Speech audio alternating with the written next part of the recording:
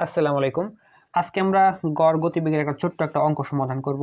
এই অঙ্কটি 20তম বিসিএস পরীক্ষায় আসছিল, গত পরীক্ষায়। তো এখানে বলছে ঢাকা ও চট্টগ্রামের দূরত্ব হচ্ছে 300 কিলোমিটার। ঢাকা হতে একটি ট্রেন সকাল 7টায় গিয়ে বিকাল 3টায় চট্টগ্রাম পৌঁছে। ঢাকা হতে একটি ট্রেন সকাল 7টায় গিয়ে বিকাল 3টায় চট্টগ্রাম পৌঁছে। ট্রেনটির গড় গতি ঘন্টায় কত ছিল? এখানে গড় গতি বের করতে হবে।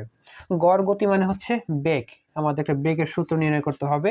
বেগের সূত্র বসেই কিন্তু আমাদের অঙ্কটা সমাধান করা সম্ভব হবে। এখানে কি বলছে? ট্রেনটির গড় গতি ঘন্টায় কত ছিল? গড় গতি মানে হচ্ছে বেগ। আমরা এখন বেগের সূত্র ব্যবহার করব। বেগ,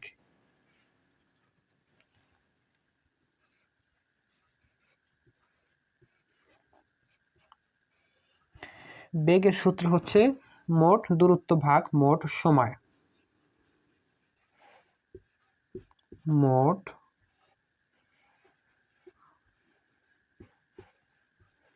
মোট দূরত্ব ভাগ মোট সময়। মোট সময়, মোট দূরত্ব ভাগ মোট সময়। এখন মোট দূরত্ব কত? মোট দূরত্ব হচ্ছে 300 কিলোমিটার। এটা হচ্ছে মোট দূরত্ব, 300 কিলোমিটার। এরপর বলছে কি মোট সময়। মোট সময় কত? যে সকাল 7টায় গিয়ে বিকাল 3টায় চট্টগ্রাম পৌঁছে।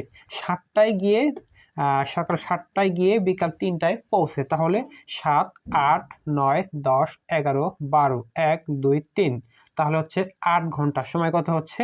8 ঘন্টা।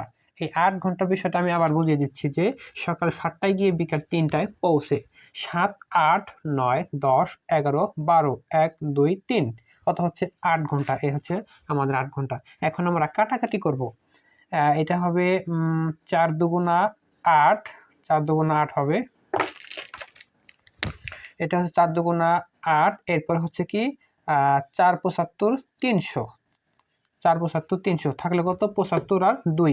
75 ভাগ 2 দিলে হবে আমাদের 75 ভাগ 2। 75 ভাগ 2 দিলে হবে আমাদের 37.5।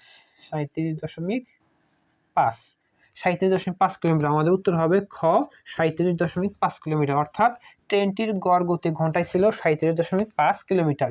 এটাই হচ্ছে আমাদের অ্যান্সার, যে 37.5 কিলোমিটার। এই হচ্ছে আমাদের ছোট্ট একটা অঙ্ক। ধন্যবাদ।